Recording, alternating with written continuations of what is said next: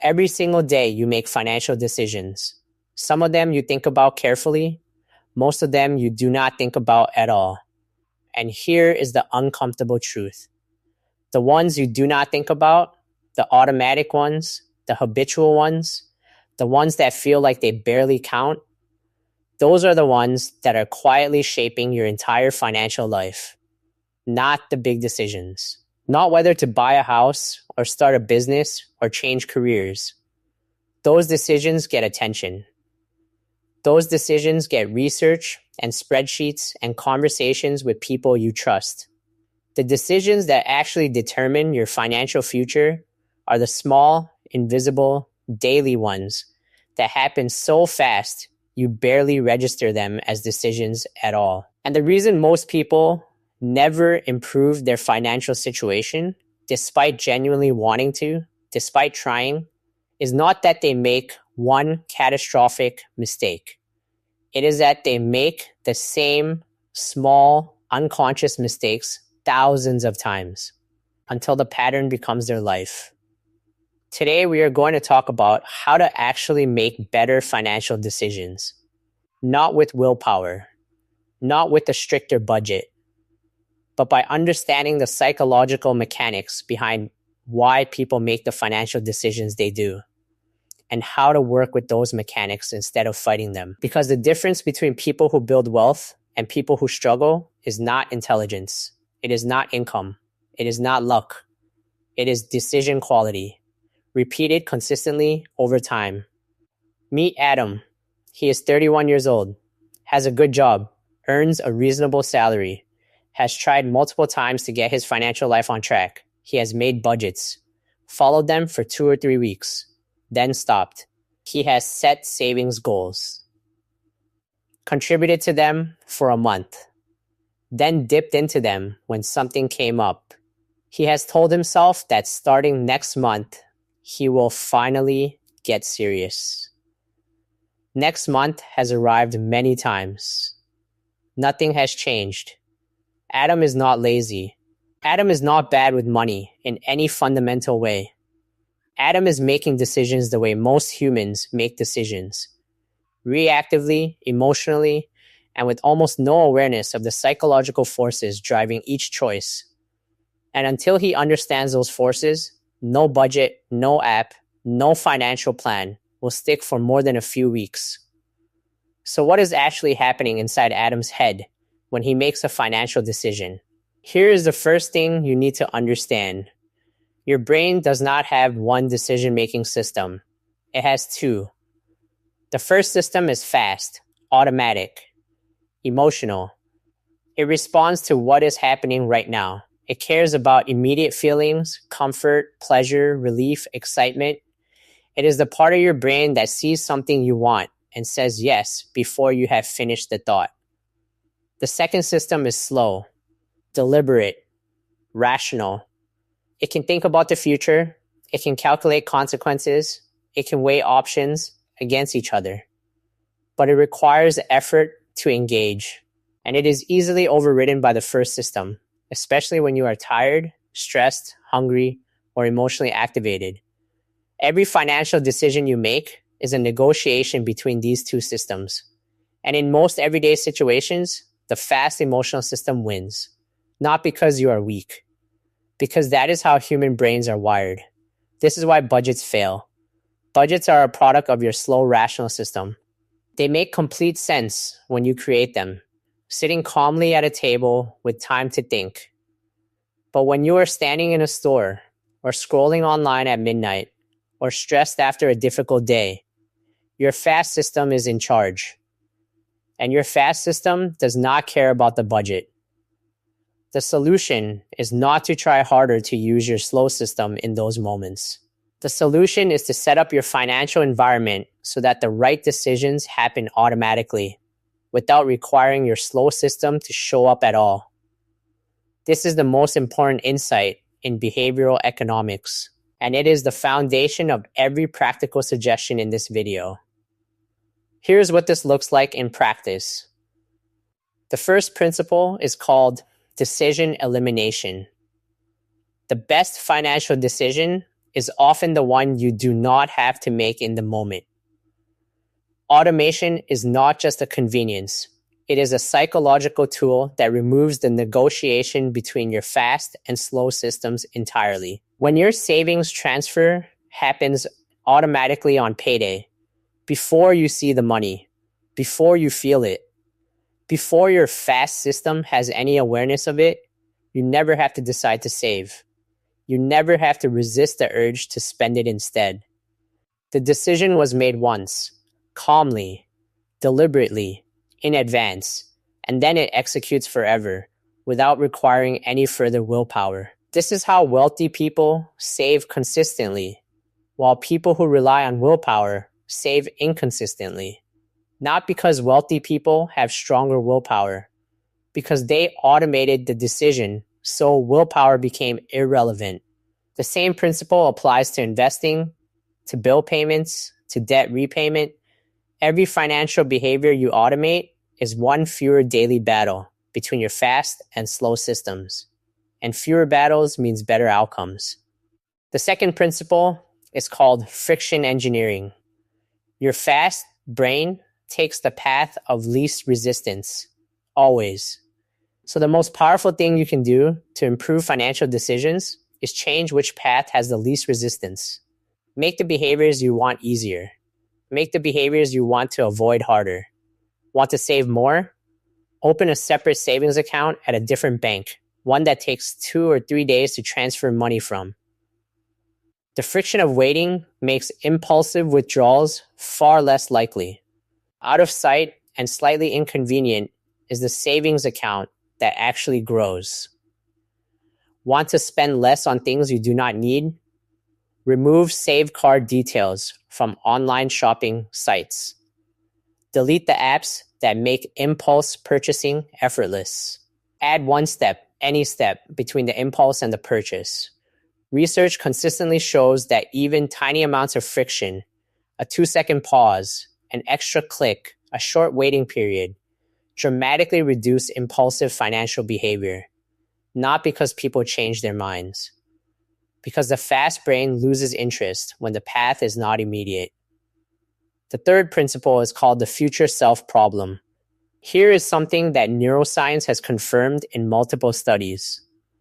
When most people think about their future self, the person who will be affected by the financial decisions they make today, the brain activity looks almost identical to thinking about a stranger. Not yourself, a stranger. This is why saving for retirement feels abstract and unimportant compared to buying something enjoyable right now. Your future self literally does not feel like you. The sacrifice is real and immediate. The benefit goes to someone who feels like a different person entirely.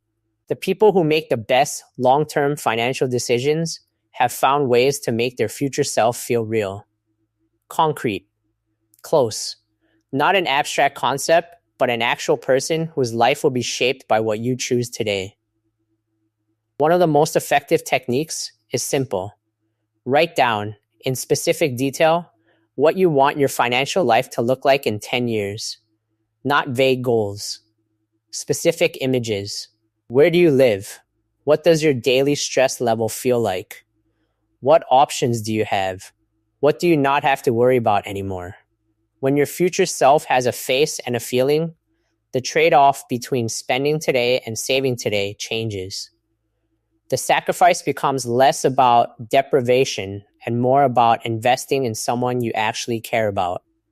The fourth principle is called the reference point trap. Every financial decision you make is not made in isolation.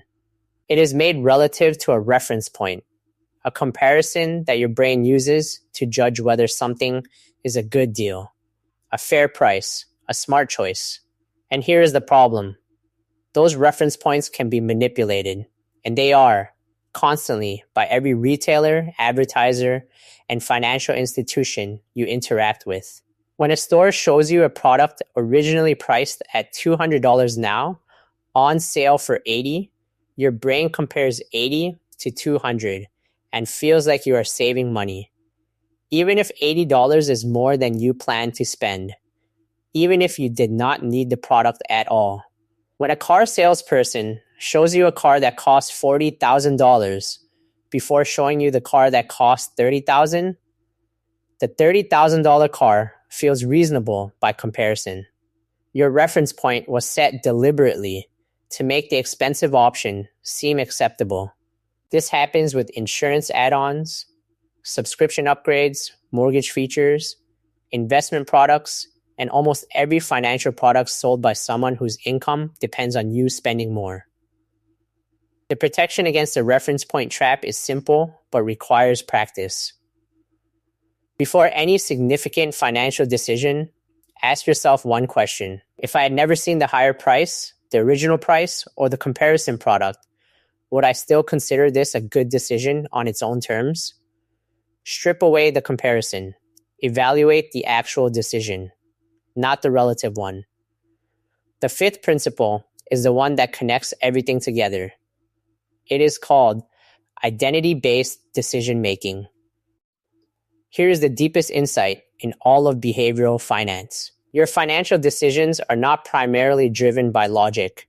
They are primarily driven by identity, by who you believe yourself to be. If you see yourself as someone who is bad with money, you will make decisions consistent with that identity. Not because you want to, because humans are wired for consistency between self-image and behavior. Acting against your identity feels psychologically uncomfortable, even when acting against it would be genuinely beneficial. This is why telling yourself to just be more disciplined almost never works. Discipline is a behavior. Identity is deeper than behavior, and behavior always gravitates back toward identity over time. The shift that actually works is not trying to change your behavior. It is changing who you believe you are in relation to money. Not I am trying to save more, but I am someone who saves. Not I am trying to invest, but I am an investor. Not I am trying to be smarter with money, but I am someone who makes intentional financial decisions. This sounds like semantics. It is not.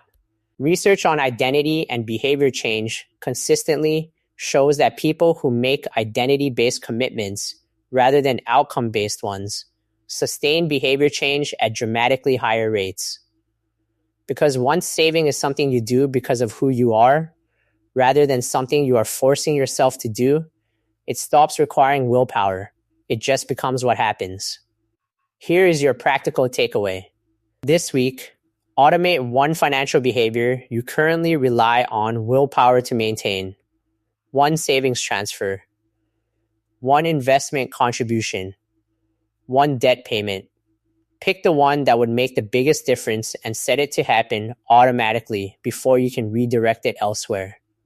This month, add friction to one financial behavior you want to reduce. Remove a saved card, delete an app. Add one step between the impulse and the action.